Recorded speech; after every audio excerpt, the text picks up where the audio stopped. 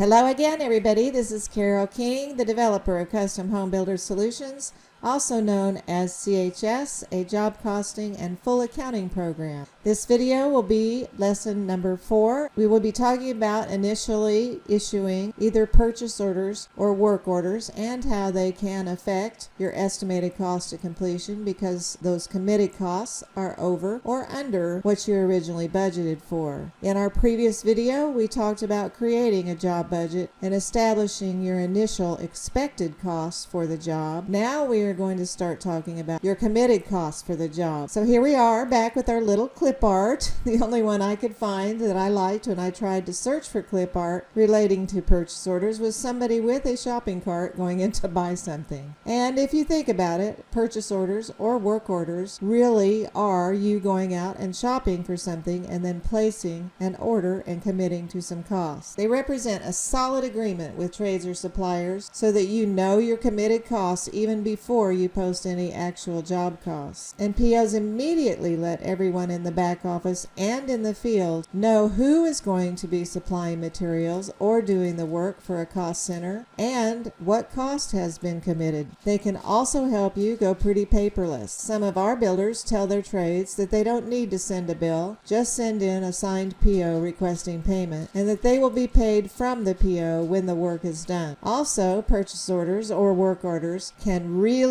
help keep that project manager on the job and not running back and forth to the office, because POs basically eliminate the need for someone in the field to be cost coding and approving bills to pay. A bookkeeper entering a bill to pay can simply select from POs for a trade or supplier and a job, and the cost code and amount will drop in for them. That person entering the bill can drill right down to the PO and any attached bids to see everything about the original commitment. So there will be a whole lot less phone calls to and from the field to figure costs out. The bookkeeper can also be immediately warned by CHS about overages when entering the bill and can write comments right on screen to the field about the overage or anything else that the field and the big boss can see when approving unpaid bills or not that have been posted. Also, the project manager can pull up purchase orders through a certain stage, approve the work as done on those POs or not, and write notes about why not, or to deduct something from the payment of those POs, etc., that the bookkeeper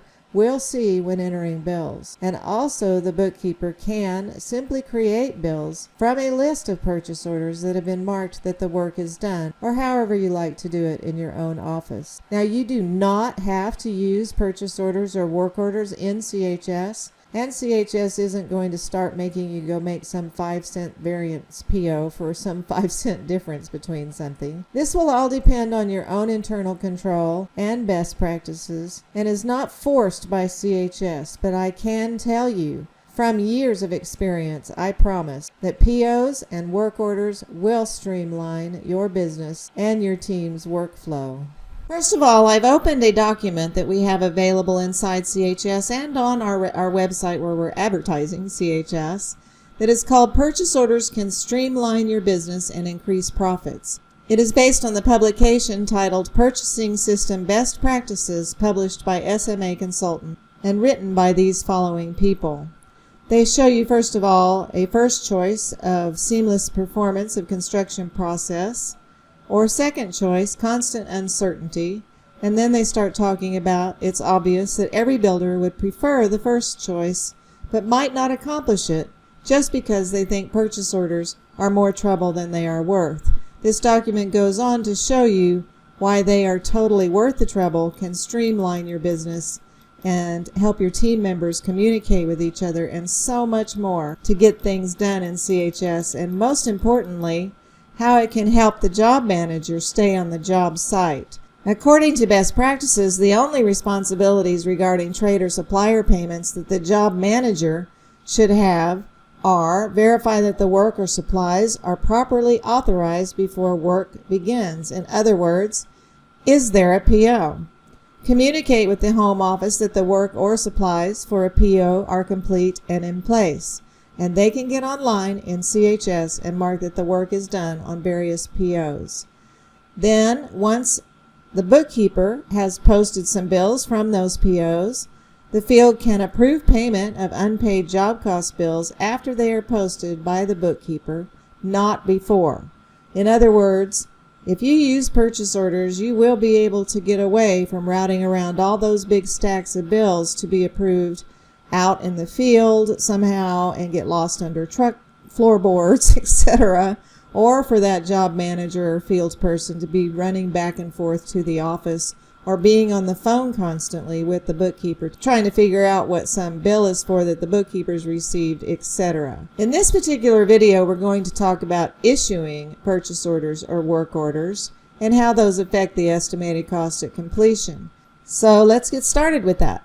First of all, I have paused on the Launch tab in CHS. That is the first thing you will see once you open your particular company file. And over here is a box that is showing all comments and says that it opens showing last 60 days, just so it won't take forever to open. But I did click change show dates, and I moved the beginning date back to December to today so that I could see some comments that were made back in December. I also searched for SunWest so that I could see just stuff for SunWest Tile, which is a vendor of ours, so that I can use it to show you something. In this video, I will be talking about sending out a bid request, sending out a purchase order, receiving a reply back from the particular vendor, etc., but I won't be stepping through and showing you all of that and slowing this video way down. So what I want to do is show you the end result of all those send out things. First of all, in this case, we sent out a bid request for our job Loveman for this particular cost code K-Tops and Tubs allowances. And this little paper clip here will open a copy of that bid request that they would have received, so you could look it over and see what you did send them if you like. So there's that. Also, you can see in the message that was sent to them, we included a short URL link for them to open some plans that they might need in order to do their bid. So they could click that, and plans that we've uploaded in CHS will be available through these short URLs, and you can copy those into the comment that you send out to the vendor. So if we also look to open vendor bids to update, just because we want to see the list of vendor bids for everybody that we sent out for this cost code and for this job, we can see a list of them. We haven't sent any out except to SunWest Tile, but you could start adding new bids, but you can also create new bid requests from a list of items that we will see in here. And then a line like this will show up also that we sent the bid request. We'll be stepping through that. I'd like you to notice though that there's no paper clip here showing a bid PDF received from them. But let's close this. Let's move up to the next thing that happened, and it's in yellow because it is from an outside vendor, and it's from SunWest Tile, and it says attached is our bid proposal. So if we look at it, we can see that it is their proposal for that. So I'll close that. But also, I can now, since we received it, I'm going to attach the uploaded bid to the bid record, and it's asking if it's okay to attach it and warning you that if there's already one attached to that bid record, this will replace that one. But let's okay attach the bid. And the next thing that opens is that list again, so that you can see that it landed, and you can check the paper clip to see that it is the bid that you wanted to be attached to that. Now the purpose for doing that is in a minute we'll see how you can create a PO straight from this bid line, and how this attachment will go over and get attached to the PO so that you can say to the person you're sending the PO to, as per your attached bid. So there's that. So then the next thing is we do a PO, and we see it right here. And if we look at the purchase order, we send it out to them, and this is a comment where we sent it out to them. Here is a copy of the PO that we sent, and you can see that we sent it out. And also on the PO, we sent some active plans that they can click on and see the plans when they get their purchase order.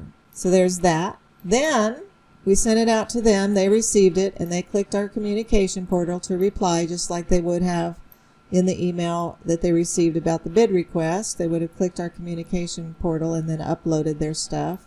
But now we're getting a thing back that they clicked the communication portal and that they signed the purchase order. So if we look at the purchase order again right here, you can see at the bottom that there's their vendor acceptance on that purchase order. So the purchase order gets updated to include their signature. So that's all well and good that they have sent us a signed PO, so the work proceeds, and then somewhat later when the work is done, the bookkeeper receives a bill from SunWest Tile, And you can see right here is that they put $550 on the bill that was already included. The bookkeeper, me, sent this comment to George Brown, and because this is based and connected to a payables entry, and because I uploaded a copy of a bill, there's a paperclip icon right here that shows the invoice and shows this additional $550. Now the bookkeeper could drill down, and did, on the bid when entering the bill and looked at it. When entering the bill, you can drill down on the POs, and attached to the PO, in this case, was a copy of their original bid. So she could determine from it, looking at the original bid and the bill, and guess at the reason that the bill is over. So when the field comes in to look at unpaid bills that are posted, the field can see that there is a comment from the bookkeeper, and perhaps the bookkeeper posted the $550 separate from the amount for the PO in a separate line, so that if it's not supposed to be paid, she can then easily go delete it or make an entry to reverse it so that there's a trail of what's happening. So this should be from the user George Brown, but because I'm just doing all this demo, George Brown can put attached to that bill, do not pay for $550 overage. So the bookkeeper, when going to select bills to pay, can look at the comments and see that the field is saying don't pay this amount. So that's how it all happens, so that you can keep that project manager in place, so that the project manager is just getting on to see who is authorized, can see the purchase orders if there's somebody else doing the purchasing, and then can just get on to approve bills to pay. They can use paperclip icons to see what the bill is that came in. So there's no reason for that bill to ever be on the project manager's desk. Now before we jump over to the new job budget that we made in the last video to issue 2 or 3 POs to show you how that's done, I have opened the job that we, if you remember, copied that budget from. And it has activity already that I want to show you, but most especially since I was talking about all those comments related to SunWest Tile, I'd like to show you a couple of things. First of all, this is the estimated cost of completion worksheet. We've seen some, and I'm looking at this line and see how much that $550 that we were talking about stands out here in red and is part of the sum up of the over budget amount if you scroll up and down. I just wanted you to see that that's standing out right now, and that you can drill down on the actual cost right here, see that $550, see that the bookkeeper wrote extra tile and shower was on bid in caps. The only reason that bookkeeper, when entering the bill, knew that was because of the PO that was attached and the bid that was attached to that PO. So that bookkeeper could drill down on that. I'd like to go back to the jobs dashboard that we've been on before, and I selected the job we copied from, that one that has that $550 overage. And when I was mentioning that the field could stay at their desk and approve posted unpaid job costs, that's because they can click this link right here and see all the costs that have been posted but not paid yet. But what I'd like you to see is right here with SunWest Tile. The bookkeeper put this in as a separate line so that it would stand out. The person looking at this can see that there's a green comment bubble, which would open those same comments I was showing you a minute ago. And the person can drill down on the POs right here, just like the bookkeeper could do when they were entering the bill, and see this $550. They also could drill down right here to look at the original PO, because it says yes, that was issued, and can see, as per your attached bid was put on that PO, that there was an attachment to it. Open the attachment, which is quite often the proposal, and see the proposal. So they could have that and have that open. But also right here, they can see the bill that came in, and it's the same bill attached on all of these that the bookkeeper uploaded, and they can study on that and study on that extra $550. And then as a result of that, as you saw, the fields wrote back and said, do not pay this. Now what I'm going to do is jump over to where the bookkeeper is looking at bills, just so you can see how that happens on the unpaid payables. And we'll just look at SunWest Tile instead of all of them. If you're looking at all of the bills and selecting bills to pay for a check run, you would see all kinds of them grouped by different vendors, but I just wanted to narrow this one down. Now notice that the bookkeeper can also see that green bubble that she wrote, that this is separate, and if she clicks that, she will see the note from the field about do not pay that. So what I'm going to go do now, because I like to have a trail of things, I'm going to pause the video for a second and come back, and I'm going to issue a minus $550. So now if we drill down on the unpaid payables, you're going to see the $550 going in and out, and somebody might, over on the approved job cost to pay, go ahead and approve all of these because this will be in and out, so the check will just be the $6,300. Also, if we jump back to the ECC for that Loveman, and I go ahead and refresh it, you're going to see that now it's not showing 550 over, and that this over budget got lowered.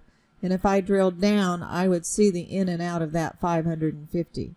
So that's how it was caught, because there was a PO, because there was an attached bid to the PO. That $550 was saved, but also on the check stub it'll show the going in and out of that 550 so that the vendor can ask us about it. And that's why I did the in and out. The bookkeeper could also have simply deleted that 550 invoice line, but I like to make a point that the bookkeeper should go ahead and enter whatever they're getting a message about that's over as an unpaid bill, and then everybody can see that and what's going on when they're having a conversation with SunWest, and then we can see the trail of the in and out about don't pay that overage. So that's why I like the bookkeeper to start entering the bills as soon as they come in. The person in the field, again, can open that screen to approve unpaid bills, even do some changing of cost codes there if they're wrong, to get the right cost code on it before it actually gets paid, etc. Or they might notice something here on the ECC, why is this over, and go, oh, well, that's because it's the wrong cost code. They can drill down and change the cost code. Not a whole lot else about the bill, but the cost code. So the field can be watching this estimated cost of completion window every day for the job to see where there's some trouble and spot things to change. So that's my point, first of all, that you don't have to route around that stack of bills. Second of all, that it was really great that we had a PO that the bookkeeper got alerted. One more thing before I leave this job that we copied from. I'm going to go back to the approved posted unpaid costs and open that. I want to point out one more thing about POs. Notice up here, Big Buck Construction, there's a minus 250. BC from United Plumbing. Notice down here, United Plumbing, there was a bill for 250 to replace damaged pipe. The bookkeeper is good about writing good descriptions. If I drill down on the PO that's attached and open that up, I'd like you to notice that they issued a variance PO, damaged by trade. We are back charging Big Buck for the damaged pipe. But notice this section on the PO window, back charge who, and I selected Big Buck. How much? $250. So the value of the person in the field or the purchasing agent of them creating a variance PO is that they right then gave the information to the bookkeeper because they marked it to be a back charge. The bookkeeper just does the bill. That drops in. Nobody is calling anybody. The bookkeeper isn't getting a bill for $250, wondering what it's for, then calling the field. Then the field says back charge Big Buck and blah, blah, blah. That just all happened because of that variance PO that was marked to back charge Big Buck. So I have jumped back to the jobs dashboard and selected our new job Loveman 2 that we copied from the other job Loveman. In the previous video, we started a new budget worksheet by copying from Loveman. And that's what I have been showing you is things from the old Loveman one. So let's jump to the ECC for our new job Loveman 2, and you can see that our total budget is equaling our estimated cost of completion because all we have in here is an original budget, no POs, no actual costs. So the ECC, the estimated cost of completion as of today, is the same as the budget. But let's start issuing some POs and see if we can affect that or not. So let's go first of all to see how we do POs from a budget. And I'm just going to use total appliance package to start out. Notice up here I already have a paperclip icon because I've done some things myself ahead of time to not take up a lot of time.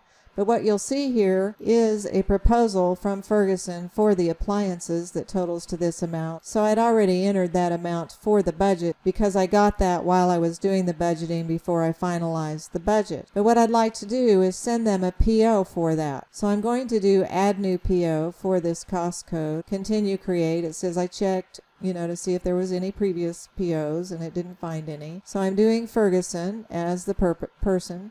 It is a budgeted PO for total appliance package.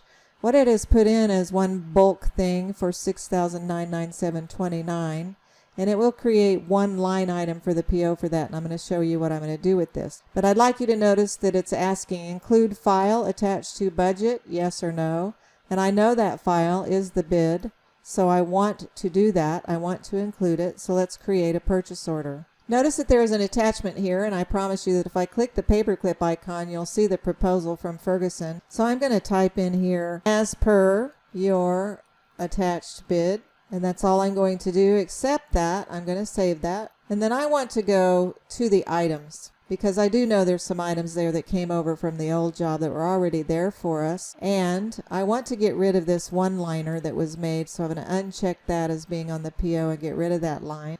So I want to attach all of these line items to the PO so they will be listed on the PO. And then I'm going to go ahead and close.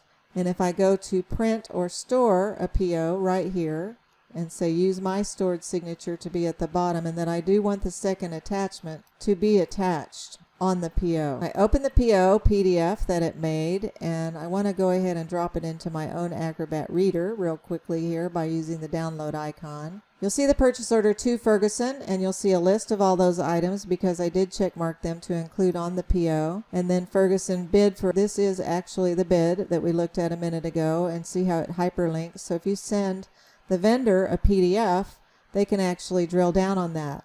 I'd like you to notice that this says purchase order, and there's a bunch of verbiage that this builder set up to be attached to a style called purchase order. I'm going to show you how you can set up a style for a work order in a minute. So that's a purchase order, and the builder has controlled the title that's at the top and has controlled all this verbiage that's going to come in. And as per your attached bid is here. If there was more in that notes box that I did, we'd have a bigger box of notes going on right here in the purchase order. So that purchase order has been created, and if I say store it as a hard copy, it has now stored it as a hard copy, stored it in your file cabinet, and so it's saying PO hard copy, and a bunch of this stuff is dimmed because we've stored it and said this is our hard copy. We don't really want anybody changing it much. You can always use this little delete icon to get rid of the hard copy. Then you can send the hard copy to the vendor like we saw Sunwest Tile getting something from us. We are sending our purchase order, etc., and it'll make a comment and I can do send. But I'm going to just close that and play like I did send it. And it's actually now under our comments that we sent a PO out. The vendor will receive it by email if I had sent it. They will see a button in their email to open our communication portal, and it will let them open a communication portal and sign the PO like you saw with Sunwest, and then we would get a comment back saying it's been signed. But I'm not going to do all those steps because I don't want this video to take too long. So let's say, okay, we have that PO. It's the same amount as the budget. So if we go to our ECC and we refresh it, you will see that there's some POs here, and it's showing here, and you can drill right down to the PO, but that our ECC is still the same. Let's go back to the budget, and let's go to slab costs right here, slab contract, and we budgeted $14 per slab square feet. But let's play like we talked to Glenn, and they have agreed to lower cost to $11.50 per slab square feet. I'm going to go ahead and submit that so I have my notes. I'm not going to change this budget because let's pretend like we did lock it in and we're just now getting the information from Glenn after the fact that it's going to be for a lower amount. But the way that we're going to tell everybody that it's at a lower amount of $11.50 per slab square feet is by adding a new PO. We don't have a bid from them. We just talked to them by the phone and all that stuff. So there's no attached bid right now. So let's select Big Buck. Construction is where that Glenn is at. And let's go ahead and say $11.50 and no items. We're not going to do items, and we also don't have the question mark about attaching the bid because I'm not doing all of that. But we've now changed what we're going to put on the PO to $29,992. And I could print and store, do a hard copy, send it out to them, and I could say on here as per our agreement to charge $12.50 per slab square foot, but that PO is created. So let's close this. Let's go to our ECC. Let's refresh our ECC. And notice now we have some more POs total at the bottom. And we see that PO here for less than what we were budgeting. But the ECC is still showing what we were budgeting. I'm going to tell it change the ECC by check marking this to use the lower PO so that the ECC now goes down and we have a minus 6520. And we are going under budget by 6,520, which is super great. That's wonderful. That's big buck.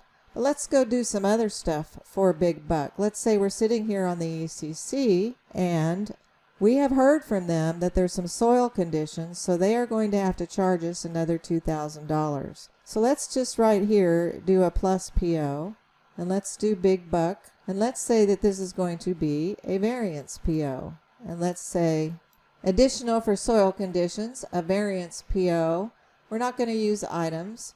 We'll just leave total as the quantity unit of measure, and we'll put $2,000 in here that we know that it's going to be, and we will create a purchase order. Over here, it's asking for a variance reason, and we've set up some of our own that you can do by using this little icon over here. We can type additional for soil condition, something like that. Then we can save it. But we do have the PO already. We can print it, we can store the hard copy and send it to them to acknowledge, but let's just pretend like we're going to do all that at another time. So let's do this.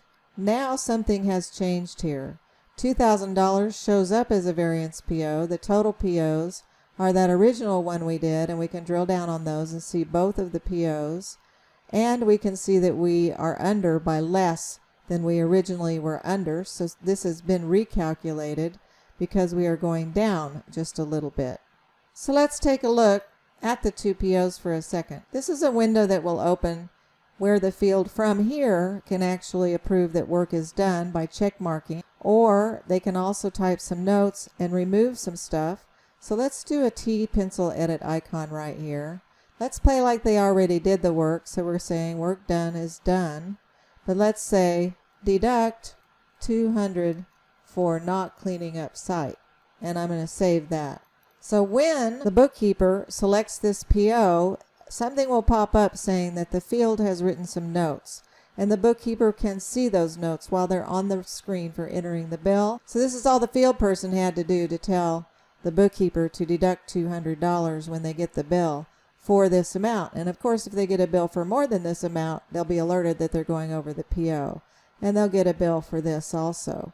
So once the bookkeeper enters and deducts the 200 and the actual costs are here, and they pay the 2,000 and they check mark everything's done, that ECC is going to go down at least by $200 more. So hopefully you can get a good idea of how you're issuing POs in various ways. This is a good way on the ECC to look through and say, oh, I haven't issued a PO to this person, or this person, or this person, that kind of thing. There is one other way before I leave on the budget. Let's go to that K-tops that we were looking at before for the other job. Since we copied from that other job, there's things that are in here from that other job, and one of them is items. And let's say we want these two items, but we want to do a bid request. And so we've selected that much for a bid request. We already had some amounts in, but let's say we might not have when we're doing this part, but I'm ahead of the game. These all came in because I copied from another job. But let's say we need to send them some sort of site plan or something when we do their bid request. So we can do a bid request to them with quantities, continue bid request. And we could see that bid request just basically like we saw before. And it's showing these two lines that we are going to send by closing this. We're going to send via a comment to them the bid request. A bid request is attached, etc., and you can send it to them. And you would see it like we did on the comments thing. Now let's just play like we got a bid and we're holding it in our hand. You might add some other vendors to this to do a bid request. This opened showing all vendors that are attached to this cost code, but you might have some others, so they'd be sitting here, so you'd send out to 2 or 3. But let's just go ahead and look at the posted bids, because it did post a bid line when I did that. But let's play like we just got the bid request from them, so I do the upload icon. Upload. Let's go look for SunWest Tile down here, proposal. And over here, we should type something meaningful, SunWest bid for Loveman 2, so that when we look for it in our file cabinet, we can see that. So let's save that and close. So now we have an attachment. So let's edit this because we did get something for $6,300 from them. So let's just use $6,300 right here. Say that's what our bid is. Save it. Close it. You can write notes and do all sorts of things. So let's check mark to use this for the budget, but let's also do a plus PO from here.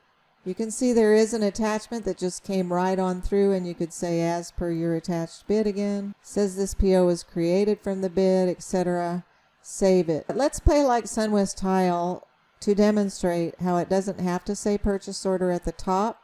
I'm going to select a different PO style that this builder has set up for work order. Right here is where you can add or edit styles, and you can see some different styles. Also, old change orders are coming over from there too that you're ignoring right now. But here's the work order style. You can change it. You can say I want work order at the top. I want this verbiage for work orders, etc. You can edit or adjust that. But that's a style that you control what's at the top of the PO. So let's just play like this is a work order. Use my stored signature. Open it with a second attachment. And now you can see how it says work order instead. There is that bid attached to it as per your attached bid. And there's some different verbiage that this builder has in here a little bit for work order. Work order is an acknowledgement, blah, blah, blah. Type stuff that you can do for yourself. Now I could say I want to store the hard copy or do not store, but I'm not taking the time to go through sending this out to them right now. I think you probably got the concept of that. So now we have a PO for that $6,300, and I'll close that.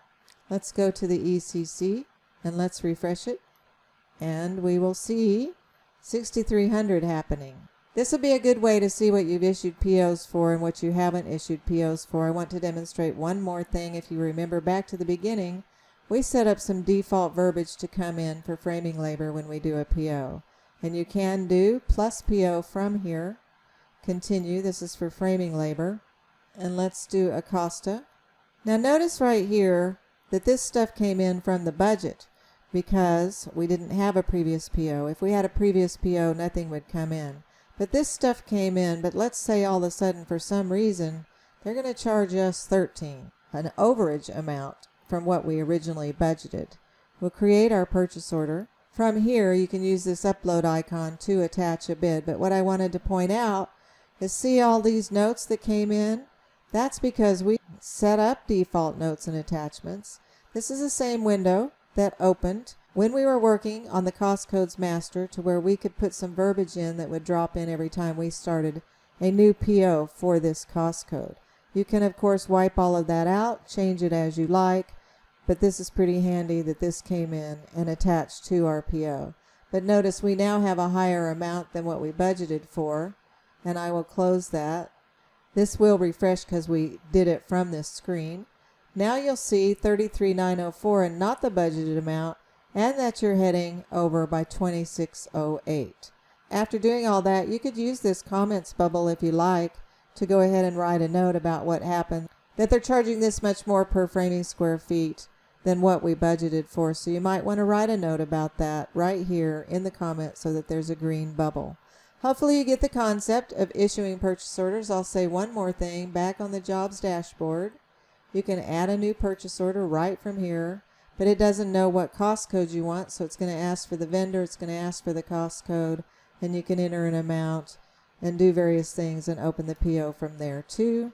All sorts of places you can do that from.